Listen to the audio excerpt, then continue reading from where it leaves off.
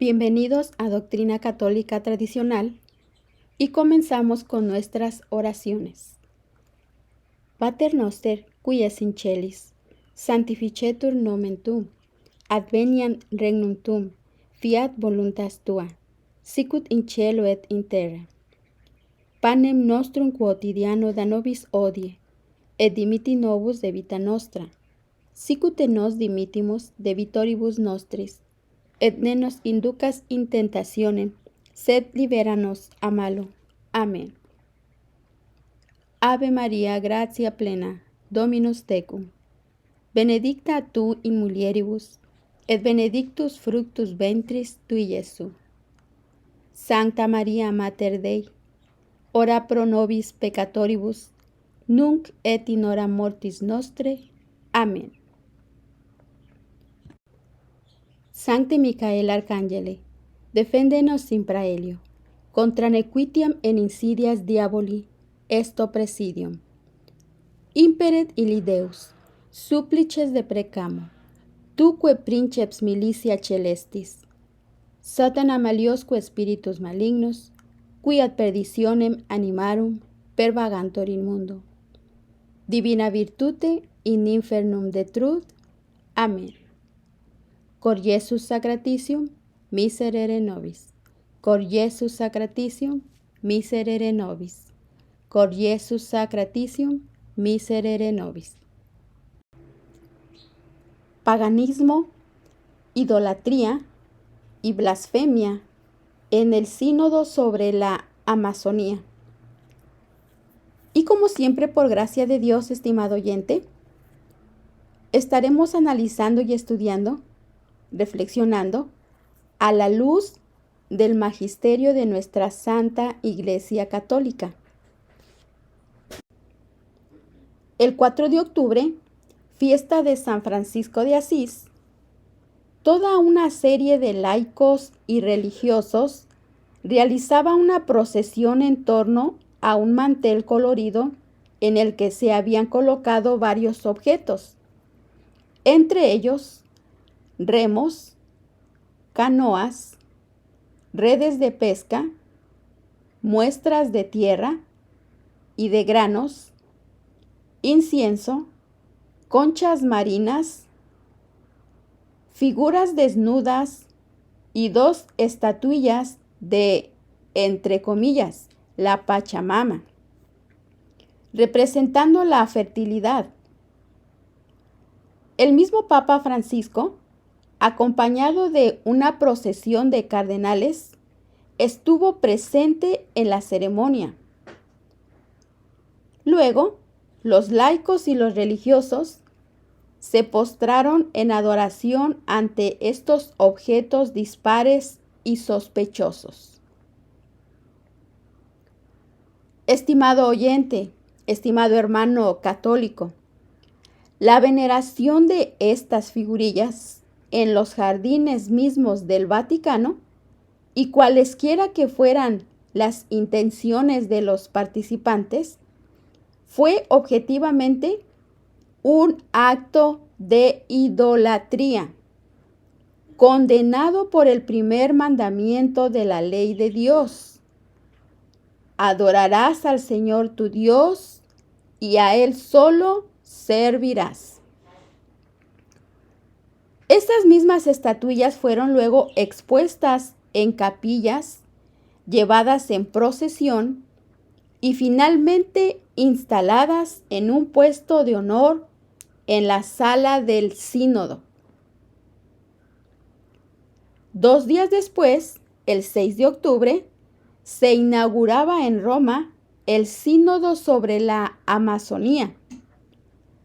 El texto final, que se publicó el 27 de octubre, día de clausura de este sínodo, muestra un nuevo avance modernista hacia la destrucción de la estructura de la Iglesia Católica.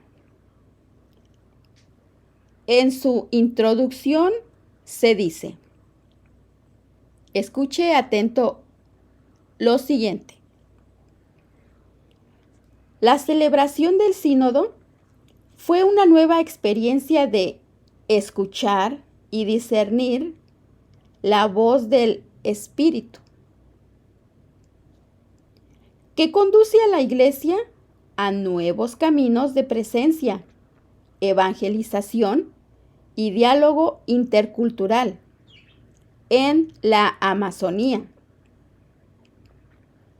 La celebración finaliza con gran alegría y esperanza de abrazar y practicar el nuevo paradigma de la ecología integral.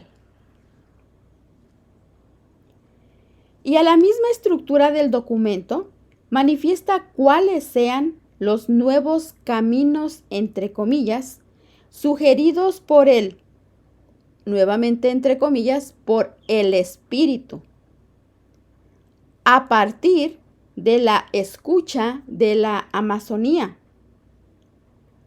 Proceder a una conversión integral, capítulo 1, que englobe los aspectos de conversión pastoral, capítulo 2. Conversión cultural, capítulo 3. Conversión ecológica, capítulo 5. Y conversión sinodal, capítulo 5. Examinémoslos y pongamos mucha atención en lo siguiente. Veamos, primer punto, la conversión integral. En el primer capítulo de conversión integral se señalan las pautas del nuevo paradigma ecológico que debe asumir la Iglesia. La escucha de la Amazonía en el espíritu propio del discípulo y a la luz de la palabra de Dios y de la tradición nos empuja a una conversión profunda de nuestros esquemas y estructuras, a Cristo y a su Evangelio. Y así, identificando, entre comillas, el grito de la tierra con los gemidos del Espíritu, en el número 17, se hace de la Amazonía una nueva fuente de la revelación y de los nuevos caminos que debe recorrer la Iglesia. Luego se valoriza el buen vivir de los pueblos indígenas amazónicos, que se realiza plenamente en las bienaventuranzas y que consiste en un vivir de armonía consigo mismo, con la naturaleza, con el Ser Supremo y con las diversas fuerzas espirituales, en una conectividad entre el agua, el territorio y la naturaleza. Esto lo vemos en el número 9. Y se acaba proponiendo una conversión personal y comunitaria que nos comprometa a relacionarnos armónicamente con la obra creadora de Dios, que es la casa común, número 18. Estimado hermano católico, estas solas líneas bastan ya para ver cuáles son las grandes blasfemias de este primer capítulo.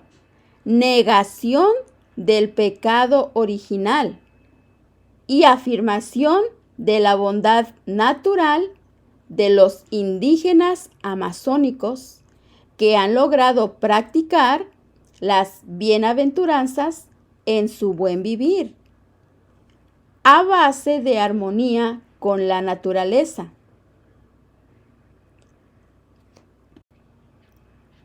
Y el orden sobrenatural de la gracia, las virtudes y las bienaventuranzas.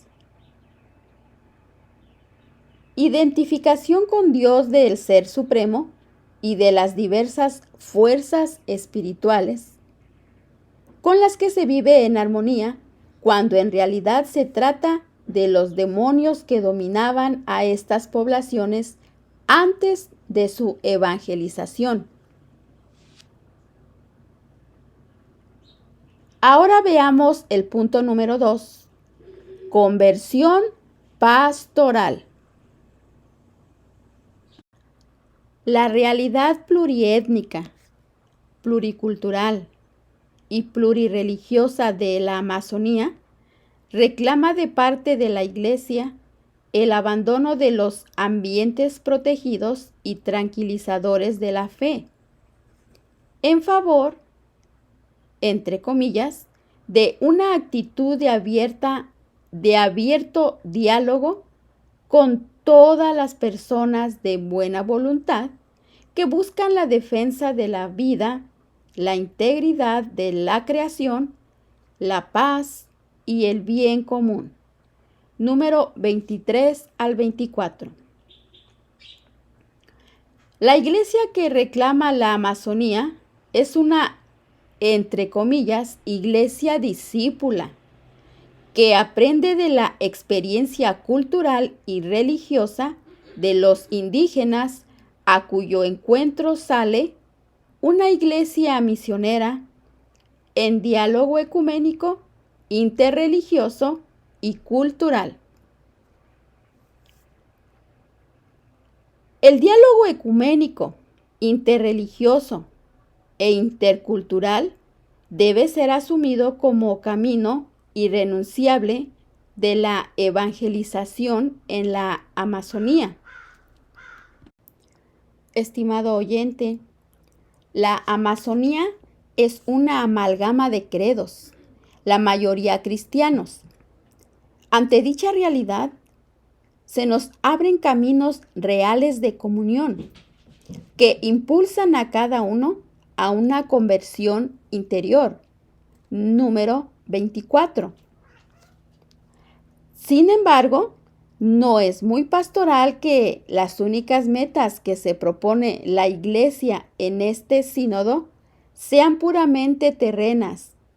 Veamos, como la lucha contra la explotación del trabajo rural, la desintegración familiar, la despoblación del campo, las migraciones y contra toda una enumeración de realidades tristes, como por ejemplo la pobreza, la violencia, enfermedades, vicios, drogas, dificultades para acceder a la educación, salud y asistencia social.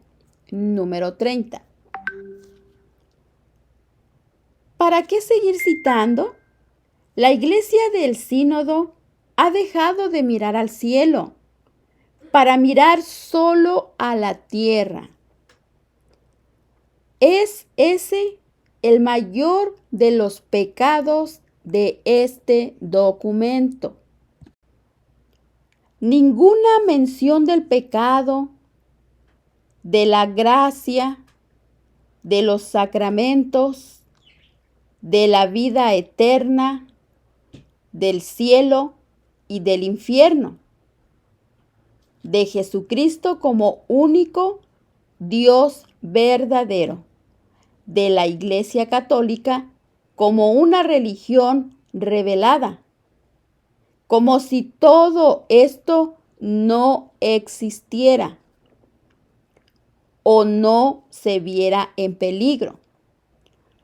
Lo único que interesa a los pastores de esas regiones son las mejores condiciones de vida para los indígenas. Es el más exacerbado de los naturalismos, el cual es también la máxima blasfemia del demonio. Punto número 3. Veamos la conversión cultural. Bien, lo que la Iglesia debe aprender de los pueblos amazónicos es una visión integradora de la realidad, capaz de comprender las múltiples conexiones existentes ante todo lo creado. Número 44. Para ello, debe inculturarse como lo hizo Cristo, según. Es decir, Cristo con la encarnación dejó su prerrogativa de Dios y se hizo hombre en una cultura concreta para identificarse con toda la humanidad. La inculturación es la encarnación del Evangelio en las culturas autóctonas. Lo que no se asume no se redime, estimado oyente, decía San Ireneo. Y al mismo tiempo, la introducción de estas culturas en la vida de la Iglesia, número 51. Rechazamos una evangelización de estilo colonialista y anunciar la buena nueva de Jesús implica reconocer los gérmenes del verbo ya presentes en la cultura. Número 55. En la tarea evangelizadora de la Iglesia, que no debe confundirse con proselitismo, tendremos que incluir procesos claros de inculturación de nuestros métodos y esquemas misioneros. Número 56. Para eso, los misioneros deben asumir la riqueza indígena de la teología india, teología de rostro amazónico, con sus mitos, narrativa, ritos, canciones, danza y expresiones espirituales. Todo esto no debe de ser destruido, según este documento, sino consolidado y fortalecido. Número 54. No puede darse mayor inversión de la labor misionera de la Iglesia. Ya no tiene ella la misión de enseñar la verdad a los pueblos, estimado oyente, sino más bien la de escuchar la voz del Espíritu. Pregúntese qué clase de espíritu hay que escuchar en los pueblos indígenas. Al naturalismo se le añade ahora la blasfemia de la claudicación en la transmisión de la fe y de la gracia.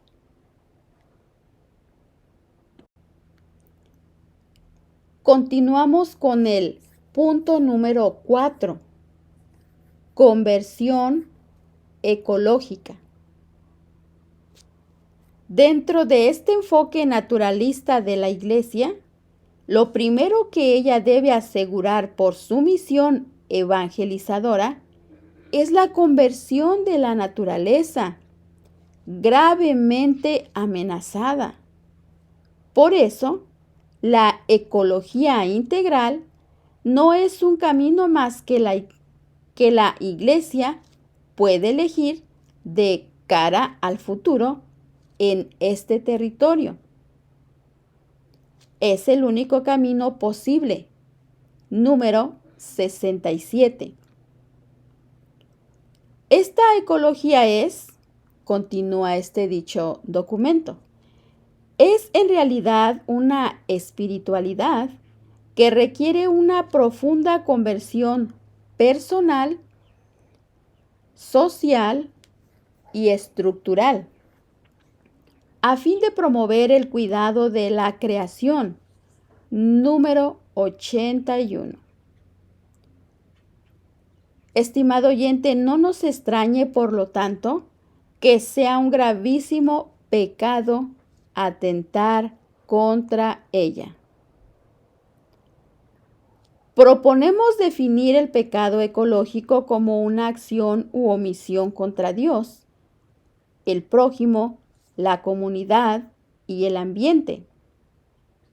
Es un pecado contra las futuras generaciones y se manifiesta en actos y hábitos de contaminación y destrucción de la armonía del ambiente, transgresiones contra los principios de interdependencia y la ruptura de las redes de solidaridad entre las criaturas y contra la virtud de la justicia.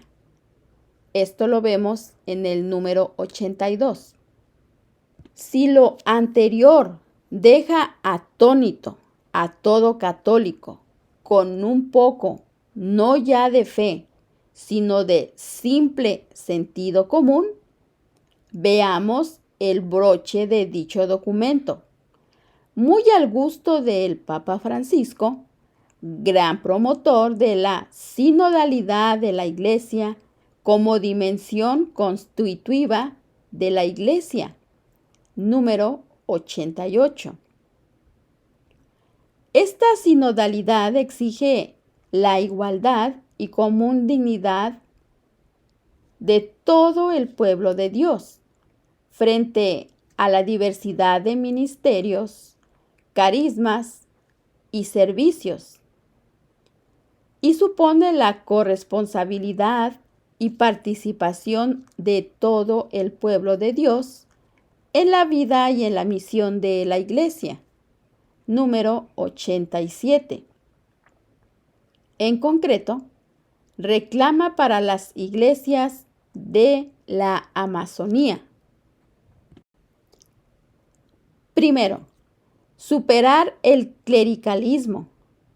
Es la pretensión, estimado oyente, de la jerarquía de acaparar las funciones que corresponden supuestamente al pueblo de Dios y reconocer un efectivo ejercicio del sensus fidei de todo el pueblo de Dios.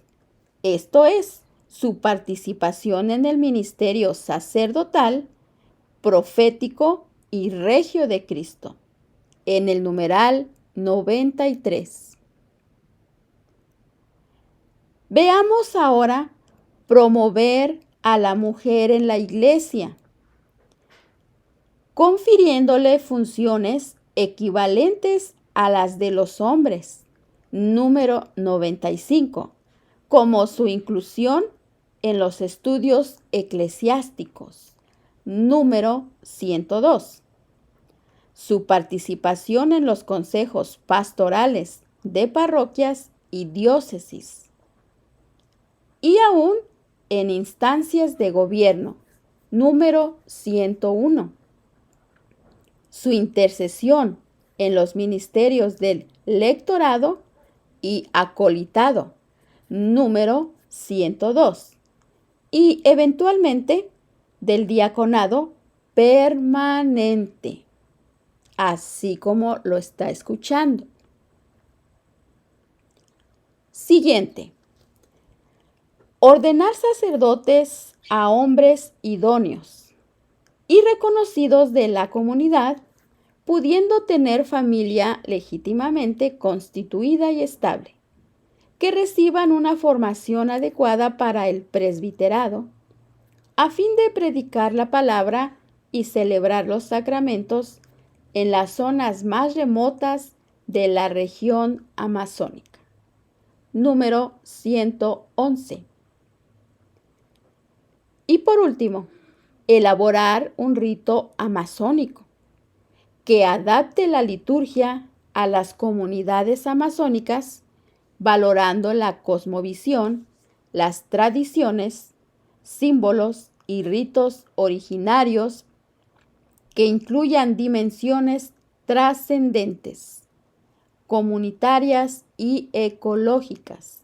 Número 119. Estimado oyente, al igual que el cardenal Müller, Monseñor Schneider afirma que el sínodo está siendo preparado para por una pseudo-élite clerical europea cuyo objetivo es crear una, entre comillas, secta católica amazónica que practica la adoración a la naturaleza y que tendrá un sacerdocio femenino. Estos reformadores, principalmente de origen europeo, realmente quieren una nueva confesión cristiana y no precisamente la religión católica, apostólica y romana, es decir, la sana doctrina. Monseñor Schneider reprendió a los eclesiásticos que participan en la preparación del sínodo amazónico, afirmando que al abusar del nombre de Jesús y del santo sacrificio episcopal y sacerdotal, los misioneros e incluso los obispos han predicado en la Amazonía, principalmente un evangelio de la vida terrenal, un evangelio del estómago, por así decirlo, y no un evangelio de la cruz. Un evangelio de la adoración de la naturaleza, del bosque, del agua, del sol. Un evangelio de la adoración de esta vida terrenal tan breve. Y al igual que Monseñor Schneider, Monseñor Bux señaló que el sínodo sobre la Amazonía es un intento de crear otra iglesia, demoliendo la verdadera iglesia desde adentro. Pongamos atención, estimado oyente. Y continúa, Jesucristo vino a traer a Dios a la tierra para que el hombre pueda encontrar el camino al cielo.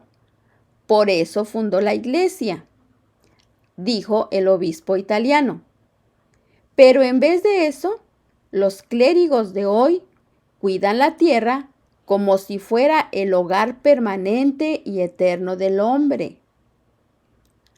¿Cuál es el síntoma? No hablan del alma y por lo tanto tampoco hablan de su salvación. La iglesia es considerada por ellos como un fenómeno psicológico y por esa razón debe ocuparse de la economía, la ecología y la política, agregó. Y sobre el tema de la inculturación, tan alabada en el documento de dicho trabajo, Monseñor Bux señaló que esta se presenta de manera invertida, porque tiene la intención es de regresar a la iglesia en el Amazonas, en el animismo y el espiritismo, haciendo que se aleje de la palabra que se le anunció a través de la evangelización.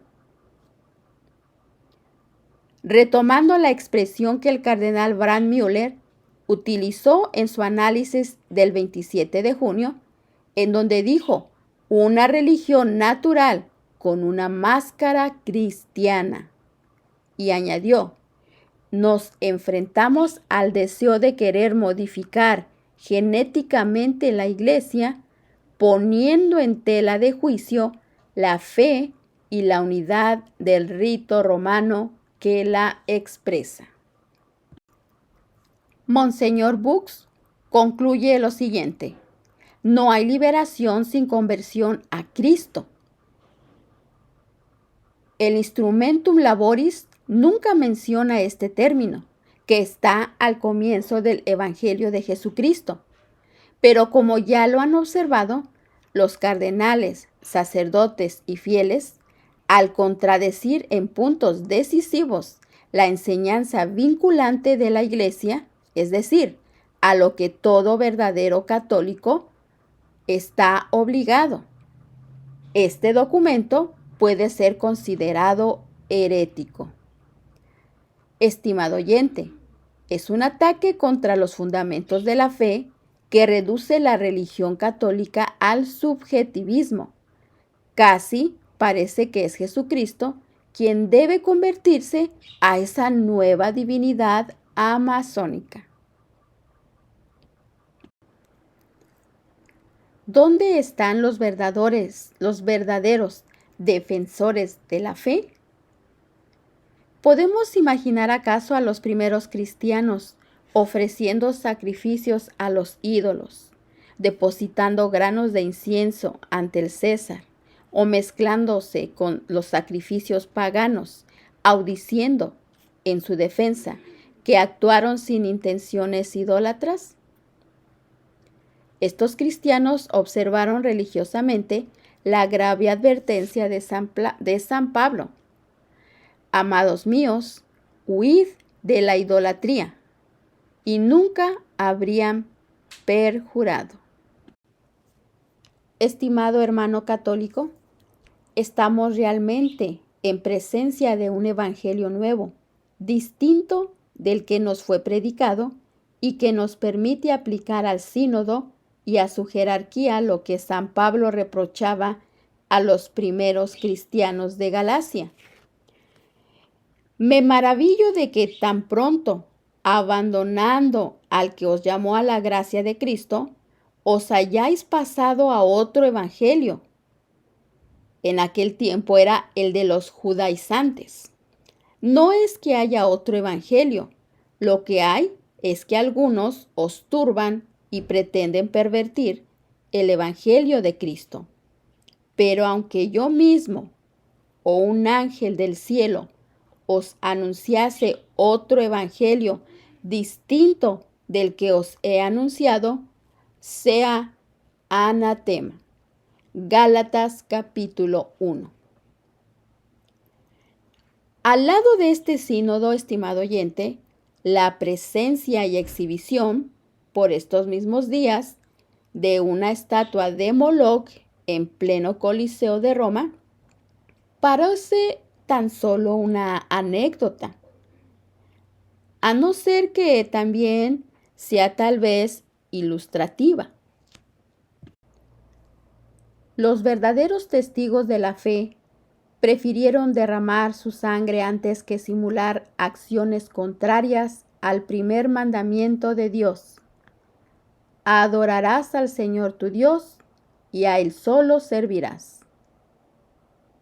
Es detrás de su estela que debemos caminar fuertes en la fe y constantes en la prueba, guardándonos de los ídolos.